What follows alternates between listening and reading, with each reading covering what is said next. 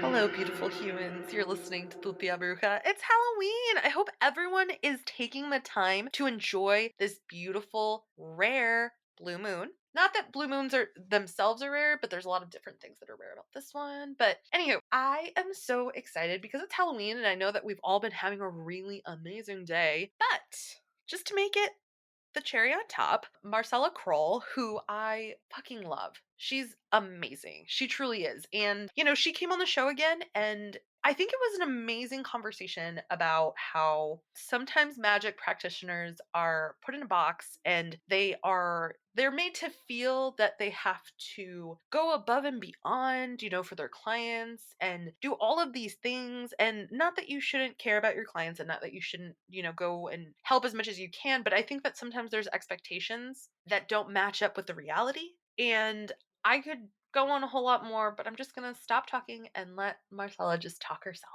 So here we go.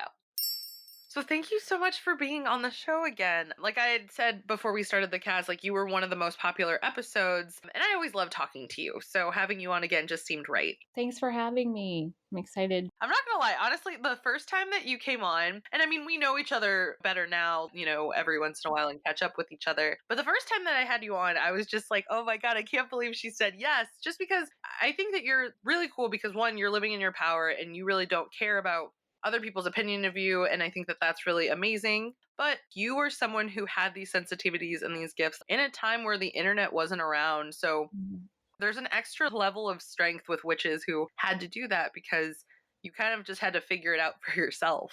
Oh, well, thank you for saying that. I feel like it's, I don't know. I mean, I actually am someone who actually cared for far too long what people thought about me. And I still do in a way. I'm actually like really sensitive and like want to be liked and all of those things. But, I think you get to a certain age and also like just going on my own healing journey and really learning that most things that people don't like you for, it's projection, the amount of projection that people do, myself included, when I've met people and I've had really intense reactions to them, is they're reflecting some part of myself that I'm having a hard time accepting, so yeah, so it's been quite a lesson. But also I'll tell you, with age, there's just great things that come with being older at this point in my life. I'm now 43 and just a lot of stuff I don't care about anymore, in the superficial sense, the things that people equate to having clout or background. I don't know. Like, I think our experiences are so unique. And, yeah. And I had to grow up I didn't have mentors or Instagram to turn to. There wasn't these things that were available that are so easily accessible now. So when it came to exploring esoteric things, tarot, astrology. Everything was even like growing up, I'd say a lot of my first encounters were in the 90s, right? That was when I was a teen and everything was analog. You had to like find books or actually go meet people. And it was a lot of, rummaging through dusty and dirty bookshelves, old school magic shops, things like that, which, yeah, there are shops that exist and there's some really cool shops that exist, but the shops that I would go to were very just different than they are today. Things were not clean, like streamlined the way they are today.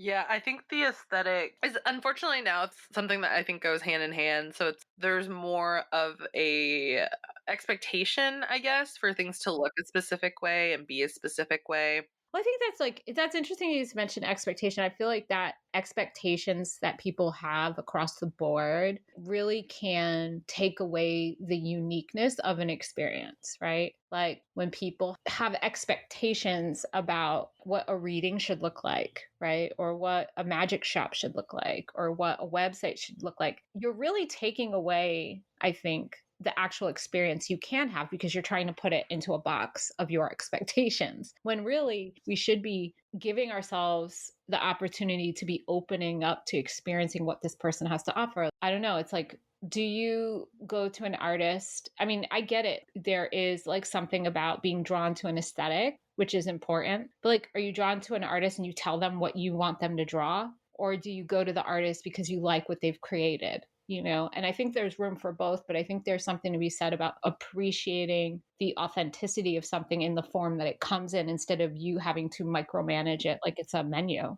And I'm really glad that you mentioned that because I've just started to have to put boundaries on how I read because I had some previous readings that were really bad. The first person like kind of came to me like you said, like I think the expectations of putting their past experience in a box and expecting that every time where they were like, do you need their name and this and all this other information? I'm like, well, no, I didn't, but if you would like me to like, kind of use it, incorporate it in some way I could. And that was like one. And it was just like some other things that were just kind of sketchy about that one. And then the second one that I had, I didn't even actually do the reading because one, I charge really low for my services, which is something I need to work on because my whole thing is I like to keep them accessible. But this girl was expecting, what was it, like a 12 card reading with multiple decks. I think what I had was for $10. She's like, this is the real reading I got. Do you do this? And I'm like, sure don't. Better go talk to them. Well, I think that's also too. It's like, here's the thing, I understand wanting to keep your readings accessible, but I also think there's this lack of respect for the oracle that just permeates a lot of this kind of work that we do because there are people that want, again, with their expectations, they want the whole shebang, but they don't want to pay anything and they don't understand that it's an exchange. I give away, even though it's funny because I have people that tell me all the time, well, you're so expensive. Well, I give away a lot, okay? And the readings, I've been doing it for a long time, and it takes a lot out of me. And you get the whole shebang, but you pay for it because there has to be an exchange, right? And I've definitely had people who, this just happened even yesterday. I was like reading like an idiot. I was reading some reviews about one of my zines that I made. And like a couple of the reviews quoted themselves as saying like, I like follow her on Instagram and I love these offerings, basically all the free stuff. And they're like, but this was really sparse, but not knowing the context of the zine or the fact that there is also like video courses for the zine, like just basically giving me bad reviews because their expectations of what they thought should be in there weren't met, but they actually didn't do the full research either. I think it's all relative. I think you have to offer that's authentic to you and what you're good at, and also invite to the table the people who are meant to work with you, and not be afraid to also turn people away if you feel like it's not a good fit, and not feel bad about it either. Because I used to feel bad about it a lot when it wasn't a good match. And now I know pretty much within the first 10 minutes, I'm like, you know what? No, actually, I will refund. I'll refer you to other people, but like, I just won't keep going. Yeah. Well, I think it's important as a reader, just as any individual, is you have to be able to resonate with the people that you work with. Sometimes the energy that people bring is a lot too. Absolutely. Sometimes you have to spend the first 10, 15 minutes, getting people to center themselves, sometimes. So if someone is being like, okay, look, I want a 15-minute reading with you, but they come to you like a tornado, like you can't do a reading like that. There's lots of readers out there, and I really encourage people to like also don't try to push your agenda on someone that doesn't read the way you want them to read. And if you can't afford the person, or the person that you would like to read with that you feel drawn to and resonate with, but you don't, maybe say you don't have the financials to see them in the moment, you save. That's what I do when I want something and I feel really called to it, but you know what? I can't get the instant gratification. There's a part of me that goes, okay, I have to budget for this or I have to plan for this. And it always works out. It might not happen on my time, but it will happen in divine timing. And I appreciate it more, you know? I appreciate it more than having the instant gratification sometimes because it gives me pause. It gives me reasons to think about, well, why do I need to see this person? Why do I need to have this thing? So it's just something to think about. We live in a society, especially because of social media and the internet, there is an instant gratification thing, right? Where we want it, we get it, right? We can look it up, we can find the answer. But that doesn't replace doing the work. That doesn't replace doing your own healing. Getting a reading, doing a ritual does not replace, it's part of it. and they're tools and they help you, but they don't replace the work that has to be done. They just help you get a little more insight or help you get closer to your goal. That's on you to work out the rest. That is true. And I'm really glad that you said that because I think a lot of people, pay a lot more money for readings. And I'm with you. Like you should pay people what they're worth and for the experience that you're going to have. But just because you're paying for these really expensive readings, that doesn't mean that that's enough. More important than the amount of money you're spending is how much time are you taking to work on yourself, to meditate, to, figure out whatever unhealed things resonate. I mean, it took me a long time to suddenly go, I am not responsible for what my clients do after. Because I used to get really attached, like, and really bummed out that they weren't following up and doing the work. But I also have the ability to say no to people who are just getting readings and not doing the work. Like, I get exhausted. I get drained, I'm like your coach, or a trainer, like you pay people to help you, right? Like if you have a trainer, say you have a physical trainer, you pay the trainer to motivate you, to show you what to do, but they can't get you in shape. Like they can't physically, you know what I mean? Like that's on you. You have to show up, right? You have to do the work.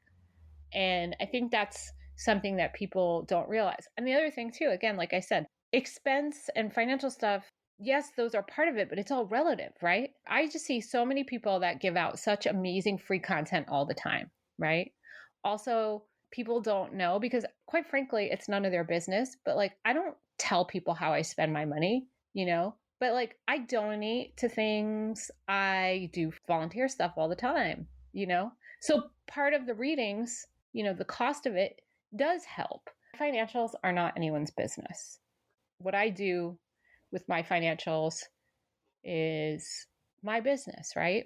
Like I don't know, I'm just like thinking of the boundaries lately and like what the expectations people have of people and how much they're supposed to divulge and not divulge. And sometimes I think as public figures, right? And I'm like, I'm not a celebrity. I don't need to tell you how much I paid for something just so you can have some weird information in the back of your head to justify why you would get a reading with me.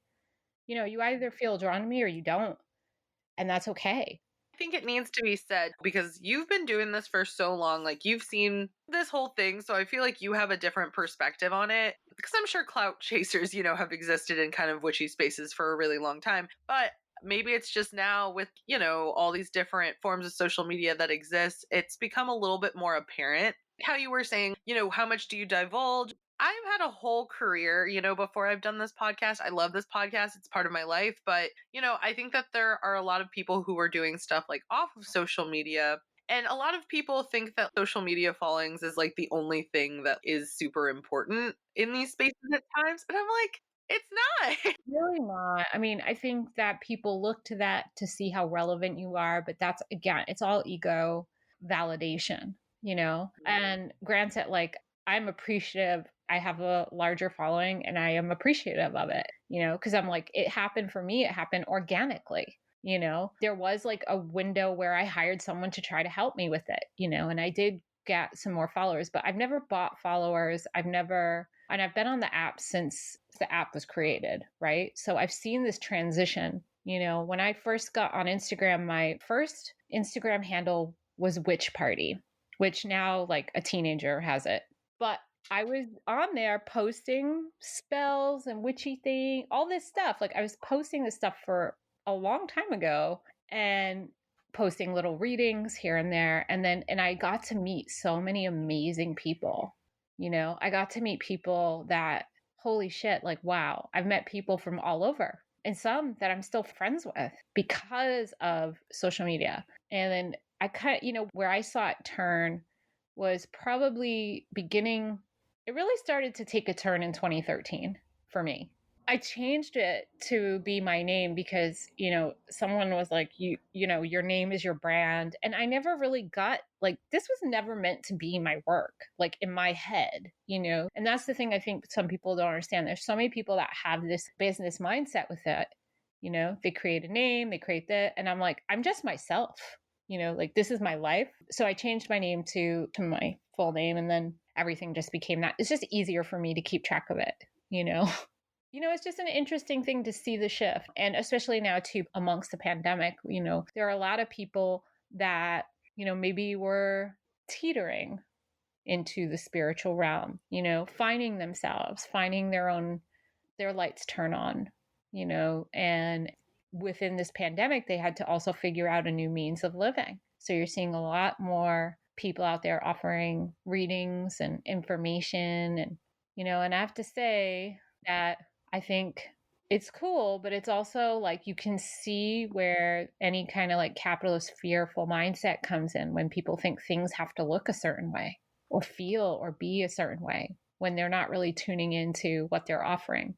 you know when you're doing your work, I think you need to really check in with yourself.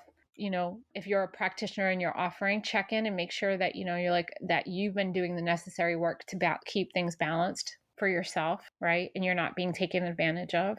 And grow with your clients as well, right? Grow with your clients. And because there was a time where I was doing readings for meals, I was trading for haircuts. I still do some bartering things, but like things had to change as my work changed, as the amount of information and energy I was giving changed. And it's serious work for me because it's my life. It's not something to try on, or get to put down. I like live, eat, breathe, sleep it, you know?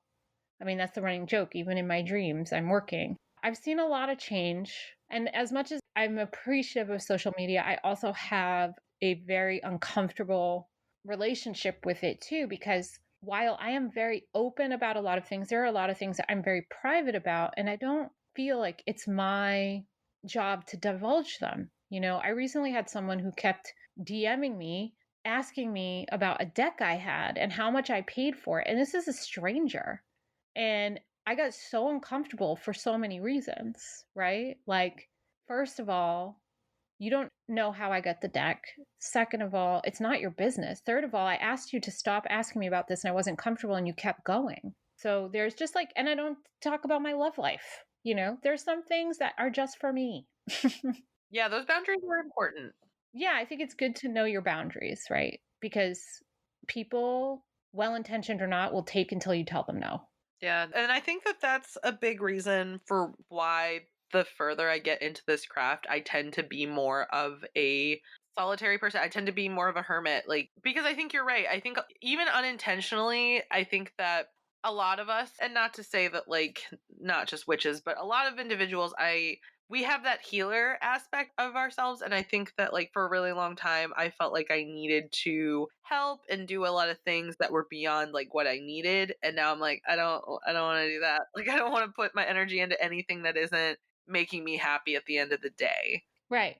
Right. If I don't have energy at the end of the day to like be able to get up and get a glass of water and feed myself, like that's not me doing a good job at work. That's me burning myself out quicker. Quick pause from the episode. It's Halloween. It's the main event. And I know that as sad as we are that Halloween's here, we are all just waiting for election season to be over. It's been hard on everyone. Well, Melissa at Temperance Home and Bar just wants to make the world a little bit better. You know what I mean? And I think something that's important, that if you have the platform, if you have the ability to give back, I think that you should. You definitely should. And so she's going to be doing tarot readings to benefit RISIS, which is an organization that helps people that have been detained by ICE. This is a cause that's very important to me. I know that it's important to a lot of people right now as well. So if you've been just feeling like I want to do more, especially after Trump's fucking letter condemning undocumented individuals and how they just murder people, but I digress. If this is a cause that's really important to you, please check out the show notes, figure out how to follow Melissa, and find out how you can support this cause. Let's get back into the episode. And the work. And recently, because of COVID, people are like, oh my God, you must be so busy. And I'm like, what part of pandemic did you forget? Like, doesn't affect everyone. Like, even if I am working, it is going to be less because people are making less, And even if you think like, oh, I'm booked all the time, I've had to like really reduce how much I'm working because of one, my own health stuff, right? And being conscious of it, of not getting run down because I am high risk. Also, the readings are so heavy lately, right? Emotionally, energetically, what people are bringing with them. I've had to space it out differently. So we have to be better at making our well-being prioritized, even if people are crying and upset and they need you. I have to tell people often, like, I'm sorry you're in pain. Like, in the beginning, I was very much like the bleeding heart. I don't like seeing people sad. I don't like seeing people confused. Of course, I want to help, but like you get to a point where like you have to, if you're not strong enough to truly help them, like it could become harmful, right? You need to be able to be a strong container. And that's why I think some healers too appear like they have tough exteriors or they don't take any shit. But honestly, it's because if you want them to keep doing the work they're doing, they have to take care of themselves, you know? Yeah. Also, people don't understand, like, you get so much more from me with manners and honey. When people come at me with orders, demands, I am immediately on the defensive. But you come at me with like manners and you're cool, I'm like, and you're honest about what you want. Ugh, I'm like, sure, here, take everything. I'm the same way. Honesty gets you everywhere with me. Oh my God, let me help you. And that's been definitely a lesson that I've had to learn with a lot of people too, where people I have like people who are budding practitioners who suddenly cozy up to me and want to be my friend. And under the guise of friendship, when really they wanted a business relationship. So learning how to tell the difference between that too, you know? Yeah. That's been really heartbreaking because I've had some people that I thought were my friends, but really they were using me. And maybe they didn't think they were doing it consciously, but their actions speak otherwise. It's a wild ride. Honestly, I think that life is just a wild ride, but I'm really glad that one, that you're putting up stronger boundaries, because I think that it really sucks to be a practitioner in these spaces at times. And because it's like you don't know the game that people are playing, that it feels like a chess match. Like, honestly, like I used to work in radio, and I think I've mentioned this to you before, and that's a big reason I didn't like it, because I felt like it was a chess match and I just wanted to play checkers. And I kind of feel like that sometimes with witchy influencers. I'm all about people doing what they need to do to survive, but I don't like doing things for the clout, because I like being who I am. I just tend to have a lot of opinions, and I want to talk about things that I feel like people don't necessarily hear about. Where it kind of sucks in like this witchy community is I feel like sometimes it feels like a competition, and we're all different. We're all doing different things. Let's uplift each other instead of put each other down. Yeah. Well, and also I think there's some matter of like there's weird envy and jealousy that goes on, that it's like made up stories. And I'm not talking about gossip. I'm talking about the projecting again. Someone might look at my page and think that my life is a certain way, and they've created a backstory, and that backstory vilifies them or puts them in a different position without actually knowing me. And I think that that's about a big part of the social media thing too, is there's a lot of psychological kind of weirdness that happens based on projection, based on the projection of what people are presenting on their own pages, versus their real life, plus based on the other person's personal experience and what they've experienced in their own life. When a lot of it is like, would half of these people or ever say any of this shit to their faces, Or can't tell you how many conversations I've had with people about mundane and serious things, and their perception was completely like way off base about who I was. I mean, even down to, I don't know, something as silly and stupid as height. I meet people in person, they're like, whoa, you're really short. I thought you were really tall. I'm like, based on what? Like a picture of me? Based on your perception of who you thought I was without knowing me? And that's like a weird physical attribute thing. Forget it when it comes to personality. Well, you present this way. You're actually, oh, I thought you were a real bitch. I'm like, thanks. No. So I'm just saying, like, we have to be a little bit more, first of all, we have to be a little bit more compassionate, have more empathy. We have to remember that the people on the other side of the screen is human and they have shit. I am like a late diagnosed autistic multiracial woman. And people say crazy shit to me all the time or make assumptions, about who I am and create narratives.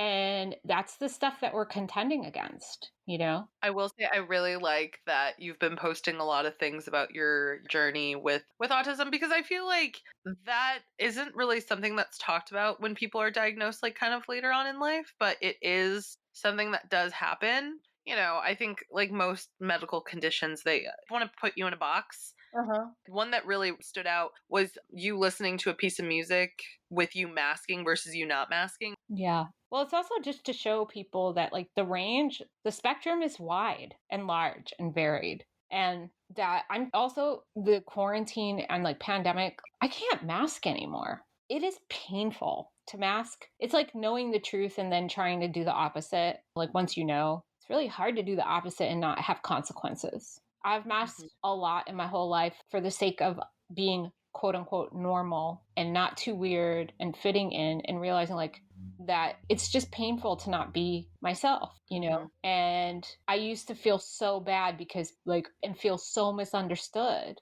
And I think it's important for representation, you know, to show people who also like go like, "Oh my gosh, I have this and I can't achieve that." You know, and I'm like, yes, you can, you know, especially for me. It's not even so much about the adults. I just see like a lot of young people, and I work with teens when I teach tarot at the library or like my friends' kids. Like, I feel like a big part of my purpose is more about helping them be more of who they actually are instead of trying to fit into some weird kind of mold, you know? And I think that's why I also like, I'm Aquarius rising. I rebel against whatever is trending in this way, you know? I don't like it, you know? I have like an aversion to it. You know, I get uncomfortable. But I think it's because there is this restriction that gets put on us. And I don't know, I think just like your magic and your work should be as unique as you are. I like that. I do like that. And it makes me think, because you said that your work is tied to working with like younger people. Is that sort of what inspired your Love Letters from a Witch series that you did for Ritual Craft? The Love Letters from a Witch was a really cool opportunity for me to write in a way that I like to write. And yes, in some ways, helping not just younger people, but even adults that maybe got suppressed at a young age. Love Letters from a Witch was, you see so many essays and things, right, written online. They feel like very blanket statement. And to me, and I wanted to create a format, an essay format where it felt like I was talking to you. Imagine like a pen pal or a mentor or a direct message. I also don't like this, you know, there's a lot of people that think they want to teach in this very like colonial kind of structure way where that's an old type of teaching. To me, teaching is through storytelling and through direct experience, you know, because that's how we learn by personalizing it. So if you got a letter from me, it's personal to you, right? I like that a lot. I think that one of the pieces that I really, well, you've written a couple of them that have kind of touched on this, but just how kind of the journey of like being a spiritual practitioner and kind of just the more work that you do inward, the more I guess you become more comfortable just being kind of by yourself. And I know that that's how I know I still have work to do, because I've only recently started to feel like comfortable by myself. Yeah, that I think that was from Path of the Lonely Priestess because it's a series of letters that I wrote for them. There's like several of them, but Path of the Lonely Priestess. It's funny, and It's like I've been talking to my therapist about loneliness in this work, and you know, she's like, "How long have you felt like lonely or sad?" And I was like, "Oh, I was born this way."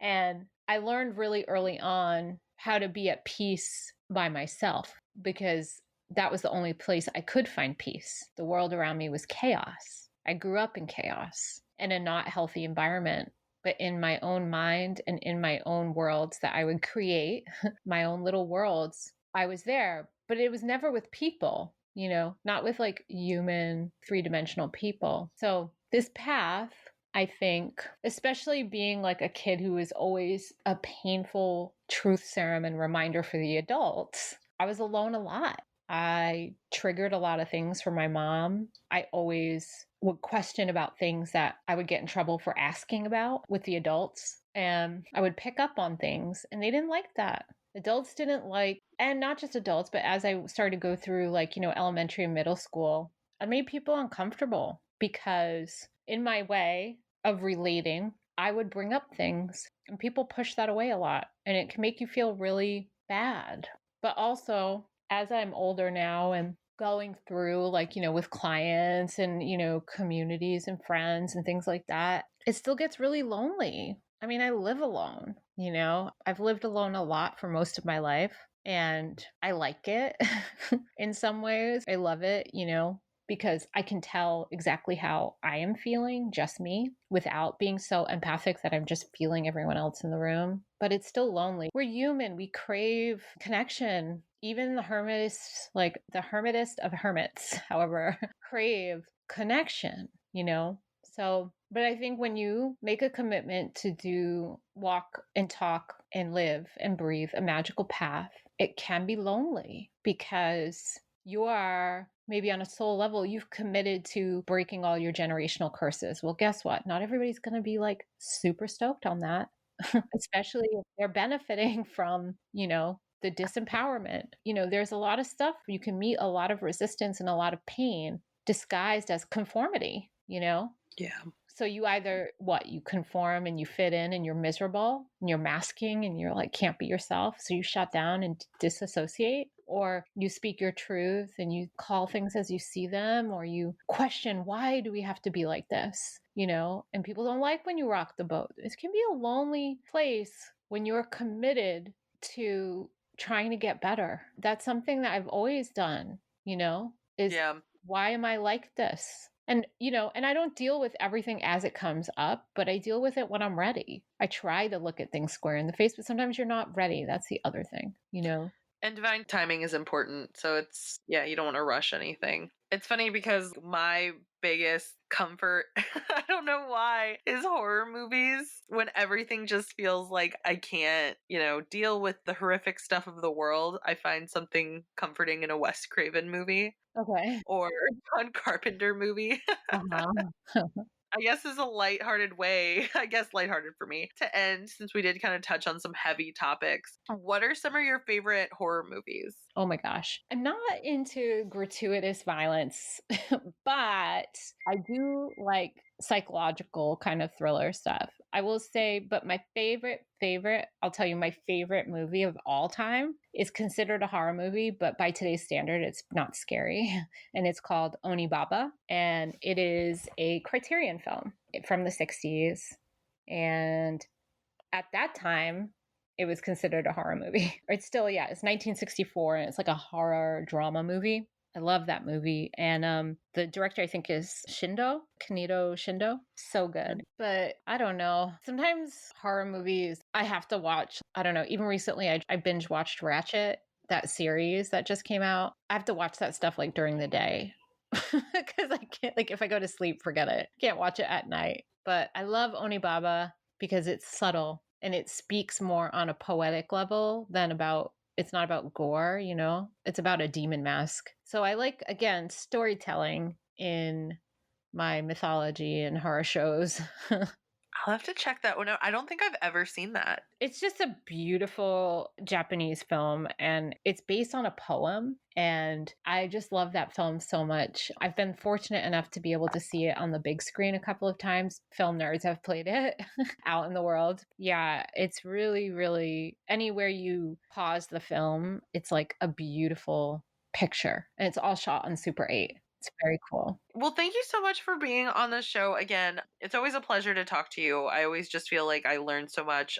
Where can everyone keep up with you, support you, and follow you? Yeah, thank you so much. And thanks for having me again. It's always good talking to you. You can find me on Instagram at Marcella Kroll. I have my website, marcellakroll.com. And I would say I have a Teachable now, which has some classes and courses and things on it. And upcoming, I've been pretty quiet about it, but I do have a new deck that I'm going to be releasing probably November. I'm self-publishing a tarot deck, and it's something I'm very excited about and proud of. And I usually post at Instagram first. That's usually the best place to kind of see what I'm doing. Oh my God, that's so exciting. This is your first tarot deck, right? Because you've done, is it 2 or 3. I've done 2 oracle decks, and this is my first time doing a tarot deck, and I am just like over the moon about it because I really wanted to create something. This is the first time I'm talking about it officially with someone. So, Woo, yay. yeah, I wanted to create a traditional tarot but updated, meaning it's non-binary and it's more about archetypes. And I wanted something that teens and young adults could relate to, as well as adults, but mostly because as a reader and as a teacher of the tarot, I don't really see decks that are appropriate for teens or that make sense to them. So I wanted to create, and there are some that are out there and there are more being created, but also not a lot of decks that are made by actual readers. So I wanted to have an offering of that for them and for your inner teen, So yeah, I'm really excited about that. Yeah, thank you so much for sharing this with me. I'm so excited, and as soon as that's up, I will definitely post about it on the Tutia Bruja Instagram. Thank you. Yeah. Of course. Thank you again. This is always so much fun. I really just appreciate your time. Thank you. Have a great one. Happy full moon too. It's Oh, yeah. full moon today. Yay. Yay. All right, that was the episode. Oh my God, I'm so excited about her tarot deck. I'm just so grateful for this conversation. I feel like I just really needed it. I love being a magic practitioner, but I am the one who's breaking a lot of generational curses. And I know a lot of you beautiful BBs are too. And it's hard. It's really hard. It's really hard to look around you sometimes and see the people, your friends, your loved ones, the people, that you just thought were different, and to see that they say shit like reverse racism, or that they just have really ugly opinions, or it's heartbreaking. And sometimes people who are stronger than me, I guess, or maybe not, I'm not sure, can tolerate those things, can tolerate things that they really disagree with. And I think that that's wonderful for a lot of people. It's not in my nature. I can't sit somewhere and pretend that everything's okay when it's not. It makes me feel like there's something burning inside of me, and I just don't want to live that way. So hopefully this, gave you a little guidance. And if you're feeling really heavy right now, I really hope it hit home in a way that's helpful. All right. Well, please check out the show notes and find out how you can support Marcella. I think that she is such a pillar in the witch community, and I think that you should support her in any way that you can. Well, again, thank you for listening. I hope everyone's having an amazing Halloween. And until next time, bye.